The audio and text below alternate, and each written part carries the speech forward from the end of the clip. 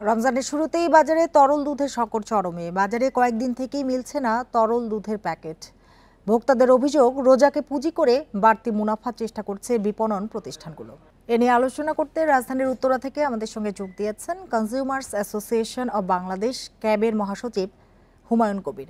জনাব হুমায়ুন কবির, আপনাকে স্বাগত জানাচ্ছি ইন্ডিপেন্ডেন্ট টেলিভিশনে। যেটি শুরুতেই আপনার কাছে জানতে চাই যে তেলের পর বাজারে তরল দুধের সংকট, এটা কি সরকারের দায়িত্বশীলরা টের পাচ্ছেন না? হ্যাঁ, ধন্যবাদ আপনাকে। নতুন করে আবার এই দুধ যেটা আসলো আর কি, আমরা তো সয়াবিন তেল নিয়ে তো মানে বাজার অভিযান চলতেছে, কিন্তু আজকে যেটা দেখা গেল যে দুধ নিয়েও আবার কারসাজি শুরু হয়েছে। এগুলি বড় বড় যে প্রতিষ্ঠান, আসলে প্রতিষ্ঠানের সংখ্যা যেহেতু কম এবং তারা একটা অটো সিন্ডিকেট করে ফেলে, তারা ইচ্ছা করেই এই সিন্ডিকেটটা করে, এবং সরকারের এখানে যে সরকারের এদের বিরুদ্ধে যে ব্যবস্থা নেওয়া দরকার, সরকার সেই ধরনের ব্যবস্থা নিচ্ছে না বলেই তারা এই সাহসটা করে। দেখেন, সোয়াবিন তেল কিন্তু আমরা গতকালকেও দেখা গেছে, আমি উত্তরা থেকে একটা দোকান থেকে আমরা এই সোয়াবিন তেল যেটা, সেটা রূপচাঁদার পরিবর্তে, রূপচাঁদা তো বেশি দামে বিক্রি করে, রূপচাঁদা গায়েব করে দিয়া এখন রূপচাঁদি নামে আর একটা নকল, এটা মনে হয় আমার মনে হয় টঙ্গী থেকে আনছে, টঙ্গী থেকে এনে তারা বোতলজাত করছে, করে তারা বিক্রি করতেছে 200 টাকা করে পার লিটার। তো এইটা ধরা হইলো, এবং আমাদের ভোক্তা অধিদপ্তর থেকে ম্যাজিস্ট্রেট আসলেন, আমি নিজে ছিলাম, আমাদের উত্তরায় আরো যারা ছাত্র নেতা আছে, বৈষম্য বিরোধী ছাত্র আন্দোলনের নেতা আছে, সবাই মিলে ওখানে যাওয়ার পরে দেখা গেল যে তার ঘরের মধ্যে সোয়াবিন তেল আছে যেগুলো সবগুলো নকল, যেগুলি খাইলে পরে মানুষ মানে নানান রোগে আক্রান্ত হবে। তারপরে ম্যাজিস্ট্রেট সাহেব তাকে 10,000 টাকা জরিমানা করলো। সে এই দিক সেদিক নানান কাহিনীর পরে যখন বললো যে যদি আপনি এখন টাকা না দেন তাহলে আমরা জরিমানা বাড়ানো হবে, পরে 10,000 টাকা দিচ্ছে। একই অবস্থা একটা ওষুধের দোকানে ধরো, সেখানে ওষুধের তার লাইসেন্স নাই, ড্রাগ লাইসেন্স নাই, সে ওষুধ বিক্রি করতেছে। এটা সারা বাংলাদেশে আমার মনে হয় এই পরিস্থিতিটা, আর ঢাকাতে তো এটা চলতে আছে আর কি।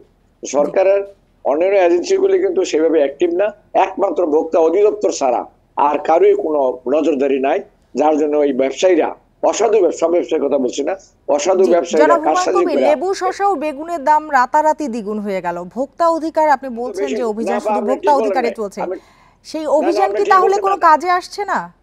না না, কাজে আসবে কেমন করে? আপনি তো 20 টাকা, যেটা 5 টাকাতে যে লেবু কিনলাম, সেই লেবু দেখা গেল যে এক পিসের দাম পড়ছে এখন 25 টাকা। 100 টাকা থেকে 100-150 টাকা পর্যন্ত এখানে লেবুর দাম হয়ে গেছে, শসার দাম ডাবল হয়ে গেছে, বেগুনের দাম ডাবল হয়ে গেছে, সোয়াবিন তেল বাজারে পাওয়া যেতেছে না। এটা কি অবস্থা? মানুষ কি আশা করলাম, মানুষ পাচ্ছেটা কি? শুধুমাত্র ভোক্তা অধিদপ্তর অর্থাৎ বাণিজ্য মন্ত্রণালয় ছাড়া আর কোন মন্ত্রণালয় থেকেই এই ধরনের কোনো অভিযান নাই। ডিসি অফিস আছে, সিটি কর্পোরেশন আছে, তাদের থেকে কোনো অভিযান নাই বাজারে না থাকার কারণে এই যে ঢাকা শহরের মধ্যে কতগুলি মার্কেট, এক ভোক্তা। জনাব হুমায়ুন কবির, আপনি বলছিলেন যে সরকার কোনো ব্যবস্থা নিচ্ছে না, সরকারের অন্য যে সংস্থাগুলো আছে সেগুলি তেমন একটা অ্যাক্টিভ না, শুধুমাত্র ভোক্তা অধিকার অ্যাক্টিভ। কি মনে হয় আপনার, কি কারণে আসলে সরকার ব্যবস্থা নিচ্ছে না? না না, সরকারের সাথে কিছু কিছু সরকারকে আমরা ধন্যবাদ জানাই যে সরকার এবার কিন্তু অনেক পণ্যের উপরে শুল্ক আর কমাই নিছে, কিন্তু এইটা ইমপ্লিমেন্ট হচ্ছে কিনা, এটা ভোক্তাদের পর্যায়ে পড়ছে কিনা দেখার জন্য যাদের দরকার, নিরাপদ খাদ্য কর্তৃপক্ষ আছে, বিএসটিএ আছে, কম্পিটিশন কমিশন আছে, তারপর ডিসি অফিস আছে, তারা তো সেভাবে, র্যাব রয়ে গেছে, সরকারের পুলিশ বাহিনী রয়েছে, তারা কিন্তু সেভাবে কাজ করতেছে না। এবং তারা সরকারের সাথে, আমি যেটা বলবো যে সরকারের সাথে তাদের যে সহযোগিতা করার দরকার, সেটা আমার মনে হয় যে তারা সেইভাবে করছে না। আমার মনে হয়, আমি যেটা মনে করি যে সবগুলি এজেন্সি যদি সমন্বয়ের মাধ্যমে বাজারগুলি যদি দিনের পর দিন একটা নিবিড় যদি একটা আপনার মনে মনিটরিং করে আর কি, তাহলে পণ্যের দাম তারা যে কারসাজি করে, বেগুন হঠাৎ করে কি বাজার থেকে ডাবল হওয়ার কোনো যুক্তি আছে? লেবু আমি 125 টাকা কেন লেবুর হালি হবে, যেটা 3-4 দিন আগে আমি 20 টাকা থেকে এক হালি লেবু কিনছি। শসার অবস্থায় সবা 80 টাকা, 90 টাকা, 100 টাকা হয়ে গেছে।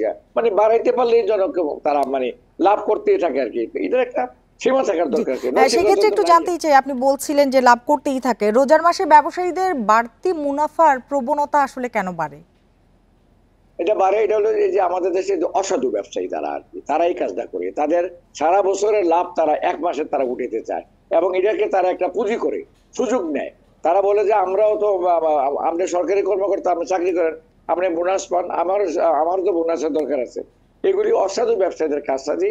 সরকার এদেরকে কঠোর শাস্তির আওতায় না, বিগত সরকার এই ব্যবস্থা নিচ্ছে না, বর্তমান সরকারের কিন্তু কোনো ব্যবসায়ের বিরুদ্ধে এখন পর্যন্ত কোনো দৃষ্টান্তমূলক শাস্তির ব্যবস্থা নেওয়া নেই।